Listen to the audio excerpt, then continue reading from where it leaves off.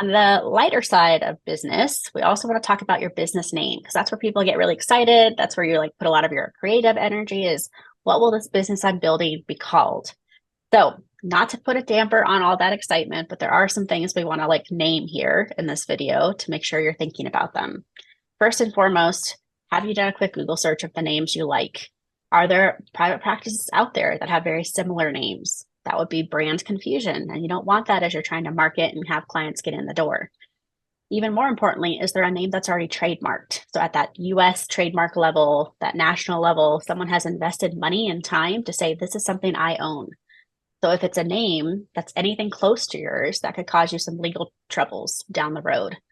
Again, kind of a damper when we think about the excitement of private practice, but something we want you to think about. So the recommendations here are to do a quick Google search, to go ahead and then also look at the US trademark site and put in keywords. So if it's a word like hope or a word like um, thrive, like we want to make sure that those words are not overused because we don't want someone to say, hey, there's brand confusion. There's people who already have this invested in as a trademark. Additionally, the best news I've gotten from intellectual property lawyers, who are the people who look at copyrights, trademarks, and patents, are if you can always put your first and last name as your business to start. Now, Ashley and I mentioned earlier in the video, look 5 years out. So if you're like, I want to eventually have a group practice or expand services, maybe your first and last name doesn't work well for you. But to start a practice, it's absolutely okay. No one can tell you to change your name. That's your legal name. So it can become a business name really easily. With that being said, the better advice is can you create a word or a spelling of a word that's unique? So sometimes it's a brand new word. So we think about Google. Google was not a word that existed until that entity was created. There was nothing that would be brand confusion. There was nothing that when you looked online, that's what it was.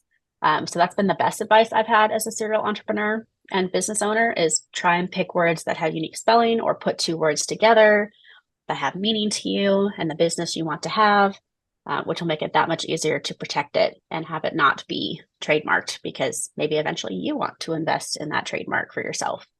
Ashley, what would you add? I think a lot of people get stuck on this. You started off saying that this is really fun and creative, but a lot of students and supervisees that I work with, this is the last thing that comes together, which is so Oh, interesting to me. And so I appreciate what you shared about starting off with your name. A lot of people in the field probably already know you by your name, and that's a great place to start.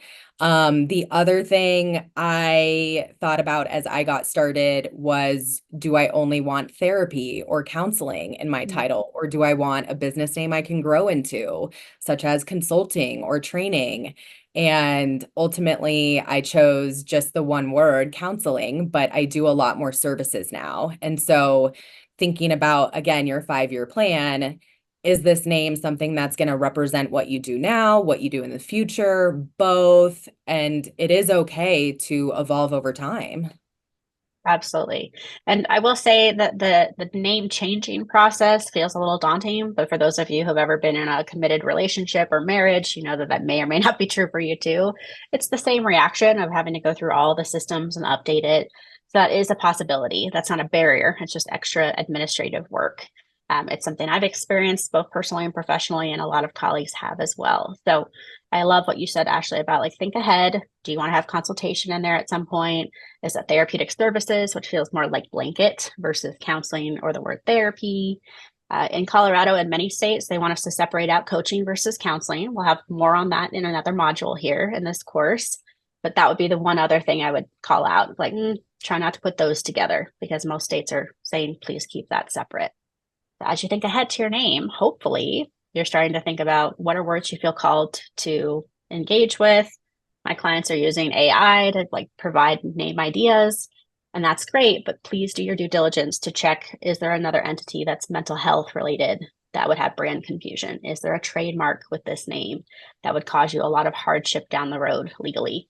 So those are things that, again, don't feel exciting, but are really important to name in this course. So, Ashley, I know you had some thoughts on other nuts and bolts regarding the bank accounts and things, so I'll have you speak to that here next.